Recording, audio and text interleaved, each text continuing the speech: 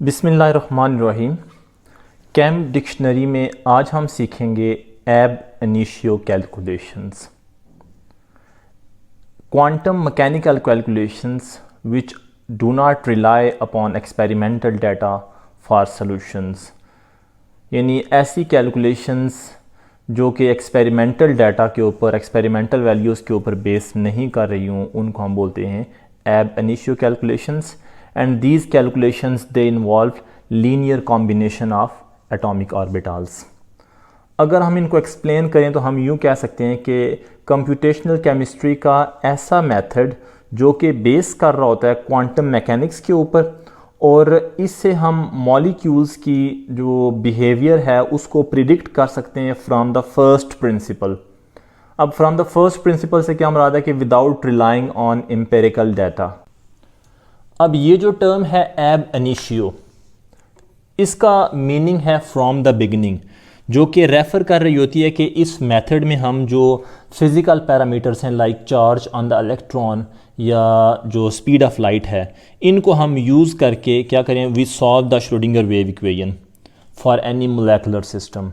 किसी भी molecular system के लिए हम जब श्रोडिंगर वेव इक्वेशन को सॉल्व करें by using physical parameters like charge on the electron, speed of light, तो इस तरह के पैरामीटर्स जो है ना, ये हम किस में स्टडी कर रहे होते हैं, या इस तरह की कैलकुलेशंस क्या होती हैं, these are ab initio calculations. तो अगर हम इसके की फ़ीचर्स की बात करें तो इसका सबसे पहला जो फीचर है that it has no empirical parameter. जैसा कि हमने इसके बिगिनिंग में ही ये चीज़ डिस्कस कर ली कि these are the calculations which rely on quantum mechanical equations rather than experimental data और अप्रॉक्सीमेशन फ्रॉम प्रीवियस वर्क। जो प्रीवियस वर्क है या जो एक्सपेरिमेंटल डाटा है ये उसके ऊपर रिलाई नहीं कर रही होती, और ये सिर्फ जो है वो क्वांटम मैकेनिकल कैलकुलेशंस के ऊपर बेस कर रही होती, तो हम कह रहे हैं कि they have no empirical parameters. तो इसका जो सेकंड फीचर है that is solving Schrodinger's equation. ये कह लें कि इसका सेंट्रल टास्क होता है कि जिसमें आप श्रोडिंगर वेव इक्वेशन को जो है वो सॉल्व करते हैं for an electron in a system. Third feature है वेव फंक्शन।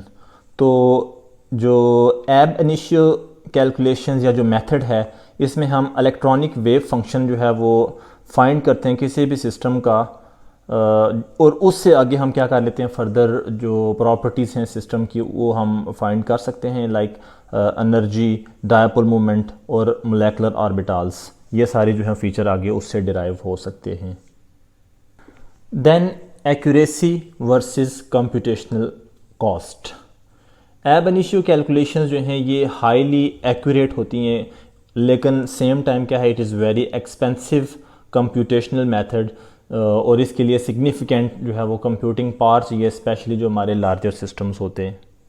कॉमन एब इनिशियो मेथड्स में जो सबसे सिंपलेस्ट मेथड है दैट इज़ हार्ट्री-फोक मेथड।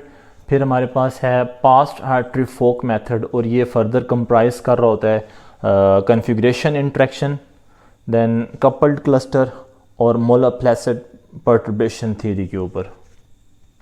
और अगर हम एब इनिशियो कैलकुलेशंस की जो एप्लीकेशंस की बात करें तो जो सबसे सिग्निफिकेंट एप्लीकेशन है that is predicting molecular structure.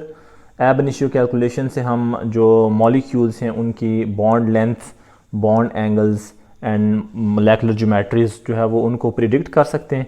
फिर रिएक्शन मैकेनिज़्म अगर हम इसकी बात करते हैं तो इन कैलकुलेशन से we can understand transition states, then energy barriers जो हैं केमिकल रिएक्शंस के, इनकी जो है वो हम प्रिडिक्शन यहाँ से ले सकते हैं। और एब इनिशियो कैलकुलेशन से जो है वो आप spectroscopic properties like vibrational frequencies, electronic transitions वगैरह ये क्या कर सकते हैं, प्रिडिक्ट कर सकते हैं।